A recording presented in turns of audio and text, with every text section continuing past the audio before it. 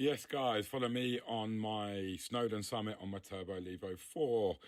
Brand new bike to me. I just bought this. Lovely bike. I've absolutely loved it. It's the carbon comp bike. A little bit worrying on the downhill.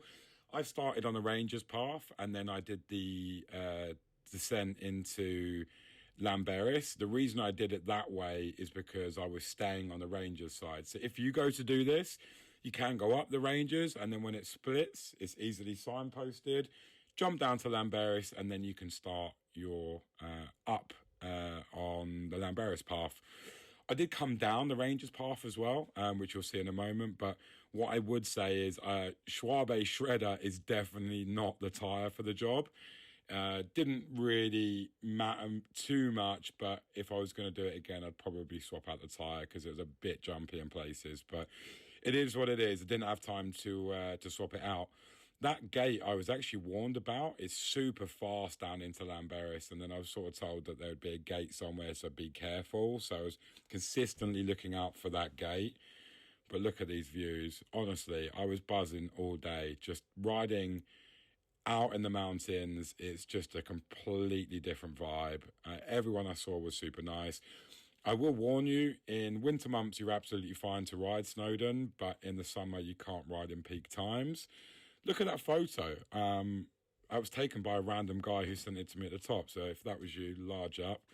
Look at this for a view.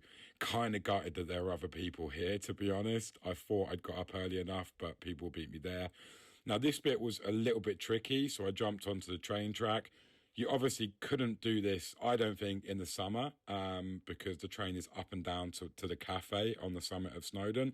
Yes, if you didn't know, Snowdon does have a cafe and it does serve cold beer, but it's not open during winter months. But look at this for a summit view. It was super icy, super cold, and 2 days after I filmed this, they had loads of snow, so I was glad I was able to get up there in drier conditions, but yeah, the ice was a problem.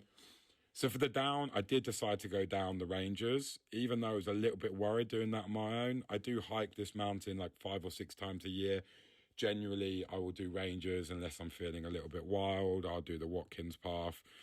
But yeah, just got to take it easy. Not because I was worried about falling off, but I was more worried about dropping the bike on a rock.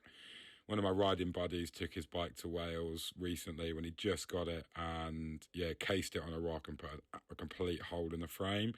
I suppose I'm sort of mentally scarred from that, but I didn't have any problems. The bike is all good, and look at this for a lovely down. The end of Rangers, which is what you're seeing now, is super